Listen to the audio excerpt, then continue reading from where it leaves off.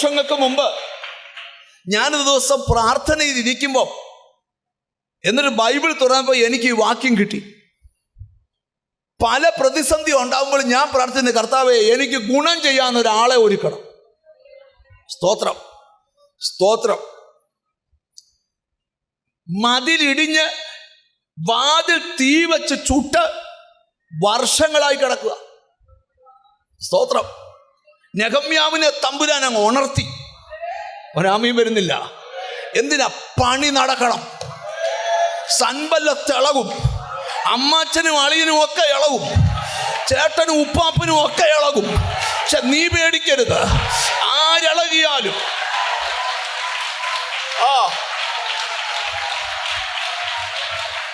ഇന്നിവിടുന്ന് പോകുമ്പോ ഈ ഒരാഴ്ച മുഴുവൻ മനസ്സിൽ പറയണം, ദൈവം എനിക്ക് ഗുണം ചെയ്യാൻ പോവാ.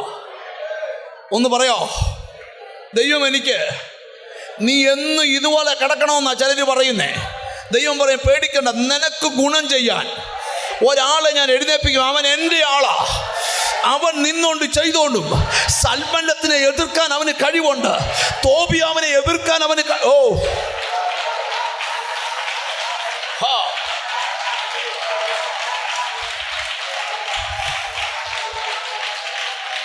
ഇനി ഒരു ചോദ്യം, എത്ര ദിവസം കൊണ്ട് ആ മതിലിന്റെ പണി തീർന്നു?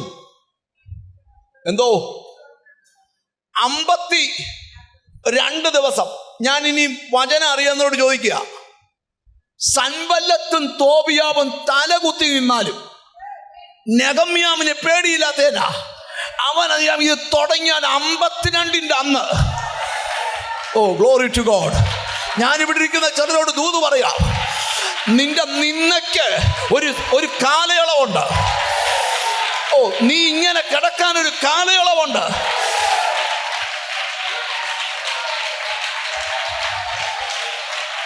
നന്ദി കർത്താവേ. ചില വീടുകളിൽ ദൈവം സംസാരിക്കുക, ചിലരോട് ദൈവം സംസാരിക്കുക. എണ്ണപ്പെട്ട ചിലരോട് ആത്മാവ് പറയുക. ചിലർക്ക് 52, ചിലർക്ക് 60 ദിവസം, ചിലർക്ക് 90 ദിവസം എഴുതിയിട്ട് ഞാൻ പ്രവചിക്കുക, നിന്റെ നിന്ന മാറുന്ന പോലെ.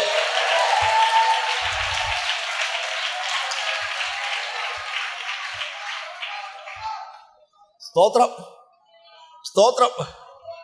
ഇനി നിങ്ങൾ എന്നെ ശ്രദ്ധിക്കണം. അവിടെ നിൽക്കാൻ പറ്റത്തില്ല, കാര്യം പ്രധാന ഭാഗത്തോട്ട് പോവുക.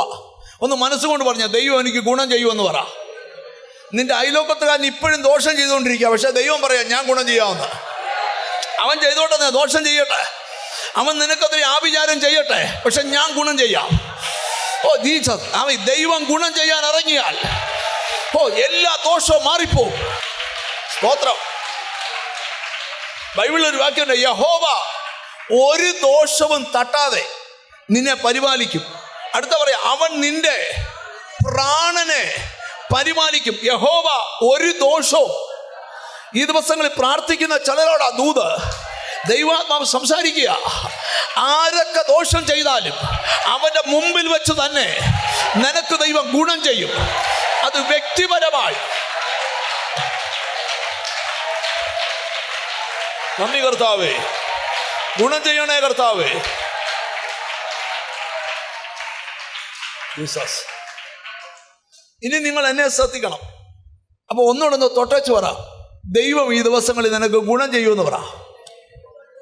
അതിനൊന്നാമത്തെ ദൂത്, ഒരാളെ ഒരുക്കും. പക്ഷെ എല്ലാവർക്കും അങ്ങനെയല്ല ഗുണം ചെയ്യുന്ന. ചിലർക്ക് വേണ്ടി ഒരാളെ ഒരുക്കും. ഒരാമയും വരുന്നില്ല. ഞാൻ ഒരിക്കല് ഒരു രാജ്യത്ത് ദൈവവചനം പ്രസംഗിക്കാൻ പോയപ്പോൾ, ടോണി എന്നാ ചെറുപ്പക്കാരൻ്റെ പേര്. അവന് എന്നെ ഷോപ്പിങ്ങിന് ആ കമ്പനിയുടെ ഓണർ പറഞ്ഞിട്ട് എന്നെ വണ്ടിയെ കൊണ്ടുപോവാ, എനിക്ക് കുറച്ച് സാധനങ്ങൾ വാങ്ങിക്കണം. ഞാൻ ടോണിയോട് ചോദിച്ചു, നീ എങ്ങനെ ഇവിടെ വന്നേ? അപ്പൊ എന്നോട് പറഞ്ഞു, സ്തോത്രം, ഞാൻ സൗദി അറേബ്യ ജോലി ചെയ്യുമായിരുന്നു. എൻ്റെ ജോലി നഷ്ടപ്പെട്ട് എൻ്റെ വീടെല്ലാം വലിയ കടത്തിലായി. എൻ്റെ വീട് ജപ്തിയായി. അങ്ങനെ ഞങ്ങൾ വാടക വീട്ടിൽ താമസിക്കുക. ഒരു പണിയും കിട്ടുന്നില്ല. ആദ്യം ഒരു പ്രസ്സിൽ കുറച്ച് നാള് ബുക്ക് കുത്തി കെട്ടുന്ന പണി കിട്ടി. അത് കുത്തിയിരുന്ന് നടുവിന് വേദന ആയതുകൊണ്ട് ആ പണി വിട്ടു. ശമ്പളം തീരെയില്ല. അങ്ങനെ ആരാണ്ട് പറഞ്ഞു, അപ്പുറത്തെ വീട്ടിലെ അച്ഛൻ വന്നിട്ടുണ്ട്, പുള്ളിക്ക് വണ്ടി ഓടിക്കാൻ 1 മാസത്തേക്ക് ഡ്രൈവറെ വേണം. അങ്ങനെ 1 മാസം വണ്ടി ഓടിക്കാൻ പോയാൽ ഒരു 15 ദിവസം ആയപ്പോഴേ ഈ അച്ഛൻ ഈ ടോണിയെ ഭയങ്കരമായിട്ട് ഇഷ്ടപ്പെട്ടു. സ്തോത്രം. കണ്ടോ, ചിലർ നമ്മളോട് 10 ദിവസം ഓടിച്ചാൽ നമുക്ക് അന്ന് വൈകിട്ട് അവനെ ഇറക്കാൻ തോന്നും. ചിലർ നമ്മുടെ കൂടെ നിന്നാൽ അവനെ കുഴപ്പമുണ്ടെങ്കിലും വിടത്തില്ല. എന്നിട്ട് ഇങ്ങോട്ട് ശ്രദ്ധിച്ചു കേൾക്കണം. 30 ദിവസം ആയപ്പം അവൻ തലയിൽ ചോദിച്ചു, സാറേ ഞാൻ നാളെ ഇറങ്ങും. പറഞ്ഞു, ഞാൻ നിന്നെ വിട്ടില്ലല്ലോ, ഞാനിപ്പോ എന്തോ ചെയ്യണം? നീ വീട്ടിൽ ഇരുന്നോ, എല്ലാ ദിവസവും വന്ന് നമ്മുടെ വീടല്ലോ ഒന്ന് നോക്കണം, ബാങ്കിലൊന്ന് പോകണം, കുറച്ച് കാര്യങ്ങളൊക്കെ ചെയ്യണം. എന്നിട്ട് നീ നാളെ വരുമ്പോൾ നിന്റെ പാസ്പോർട്ട് കൂടെ എൻ്റെ കൊണ്ട് തരണം. അപ്പൊ പുള്ളി ഓർത്ത് പിടിച്ചു വെക്കാനായിരിക്കുമെന്ന്. ഇവനെയും കൊണ്ട് പോയി പറഞ്ഞു, ഇത് നീ അങ്ങോട്ട് അവിടെ കയറി ഫോട്ടോ കോപ്പി എടുത്ത് തരാൻ പറഞ്ഞു. പുള്ളി പോയിച്ച് 2 ആഴ്ച കഴിഞ്ഞപ്പോൾ വന്നപ്പോൾ വിസയും ടിക്കറ്റും കൊണ്ടാണ് വന്നേ. ഇവനെ കൊണ്ട് രാജ്യത്ത് പോയി നല്ല ശമ്പളമുള്ള ഒരു ജോലി അങ്ങോട്ട് കൊടുത്ത കമ്പനിയിൽ പുള്ളിയുടെ വീടിനപ്പുറത്ത് ഒരു 10-23 സെന്റ് സ്ഥലം വാങ്ങിച്ച് പുള്ളി തന്നെ അടിപൊളി ഒരു വീടും വെച്ചു കൊടുത്തു. അവനെ കല്യാണവും കഴിപ്പിച്ചു. സ്വത്രം. ഭാര്യ അവിടെ കൊണ്ടുപോയി ജോലി കൊടുത്തു. സ്വത്രം. പുള്ളി എന്നോട് പറയുക, ഈ മനുഷ്യൻ എനിക്ക് ഗുണം ചെയ്തേനെ. ഞാൻ നിങ്ങളോടൊരു കാര്യം പറയാം. നിനക്ക് ഒരു ഗ്യാസ് മുട്ടായിയുടെ ഗുണം ആരേലും ചെയ്തിട്ടുണ്ട്, നീ അവന് വിരോധമായി സംസാരിച്ചാൽ നിന്നെപ്പോലൊരു ദുഷ്ടൻ ഈ ഭൂമി വേറെയില്ല. ഒന്നുകൂടെ ഞാൻ വെളിപ്പെടുത്തി തരാം. നിനക്കൊരു ഗ്യാസ് മുട്ടായി എങ്കിലും 1 രൂപ, ഗ്യാസ് മുട്ടായിയുടെ വില 1 രൂപയാണോ 2 രൂപയാണോ? 1 രൂപയുടെ ഉണ്ട്, 2 രൂപയുടെ ഉണ്ട്. പോട്ടെ.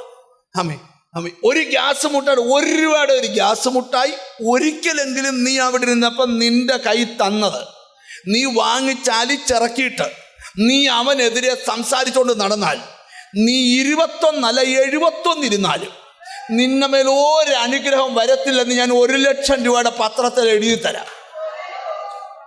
നിങ്ങളൊന്ന് ശ്രദ്ധിച്ച് കേൾക്കണം. ദൈവത്തിന് സ്തോത്രം. ഹല്ലേലൂയ. ഇവിടെ മനസ്സിലാക്കേണ്ട ഒരു കാര്യം, ആ മനുഷ്യൻ പറയുക, ഈ നമ്മുടെ ഈ വായും കയ്യിരിപ്പി ശരിയല്ലാത്തോണ്ടാ ഈ പലതും നമ്മൾക്ക് ഗുണം ചെയ്യാത്ത. നിങ്ങളൊന്ന് ശ്രദ്ധിച്ച് കേൾക്കണം. ഒരിക്കലെങ്കിലും ഒരു മനുഷ്യൻ നിനക്ക് ഗുണം ചെയ്തിട്ടുണ്ടെങ്കിൽ, ഹല്ലേലൂയ, എന്നിട്ട് ആ ചെറുപ്പക്കാരൻ എന്നോട് പറയാ, പാസ്റ്ററെ, ഇന്നെനിക്ക് ദൈവം ഒന്നിനും കുറവ് വരുത്തിയിട്ടില്ല. എന്നിട്ട് പുള്ളി എന്നോട് ഒരു കാര്യം കൂടെ പറഞ്ഞു. എൻ്റെ സാറിൻ്റെ പ്രത്യേകത അറിയാവോ? ഞാൻ പറഞ്ഞു, അറിയത്തില്ല. എനിക്കെന്തു നന്മയുണ്ടായാലും എൻ്റെ സാറിന് അസൂയയില്ല. അതാ എൻ്റെ സാറിനെ ദൈവം അനുഗ്രഹിക്കുന്നത്. പിടി കിട്ടിയോ? സ്തോത്രം. സ്തോത്രമൊക്കെ കുറഞ്ഞല്ലോ. അപ്പൊ നിങ്ങൾ ശ്രദ്ധിച്ച് കേൾക്കണം. ഈ ദിവസങ്ങളിൽ 1-ാമത്തെ ദൂത്, നിനക്ക് വേണ്ടി ഗുണം ചെയ്യാൻ ചിലരെ ദൈവം എഴുന്നേൽപ്പിക്കും.